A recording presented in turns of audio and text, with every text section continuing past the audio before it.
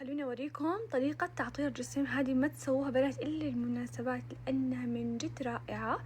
تقعد في جسمك 4 أيام 5 أيام من كتر ما هي من جد تمسك الريحة في جسمك، تصير جسمك من جد فواحة، فواح تمشي وتفوحي كيف ريحتك تكون جميلة جدا.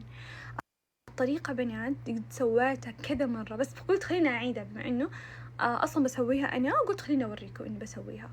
المهم الطريقة سهلة يا بنات بشكل مو طبيعي، بس أهم حاجة إنك عندكم بودر، عندكم أي إذا كان سواء كانت عودة أو مسك اللي ودكم، يعني اللي هو الدهن، تمام، جل زيت الجل، بودرة بس، وعطرك العادي. أوريكم الحين طريقة تجنن بنات، ريحتك تكون من جد فواحة، بس ما تسووها إلا المناسبات لأنها من جد رائعة.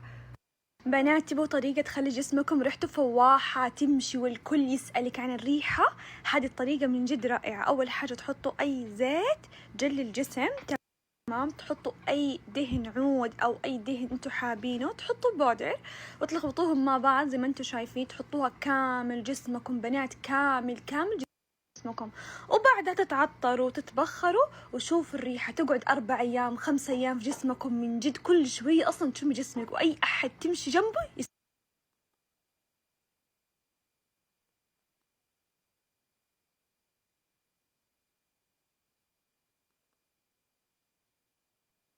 من أجمل الأشياء اللي ممكن تغتنموها اللي هو مسك من عبد الصمد القرشي. هو زي البخاخ تبخوا فيه عباياتكم، ملابسكم، غرف النوم، ريحته تجنن، نظافة مو طبيعية. هذا أول حاجة ضروري اللي هو تاخذوه، هو يعني معطر الملابس والغرف هالأشياء كلها.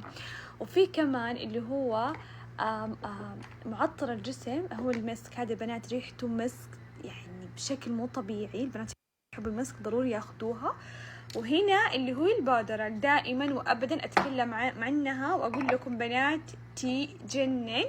فهذه بنات كلها حطيت لكم اياها في بوكس، تمام، حطيتها في بوتيكي. بنات ما تصدقوا قد ايش السعر اصلا، ضروري انكم تاخذوه، ضروري والله جمال الريحة تاخذ العقل.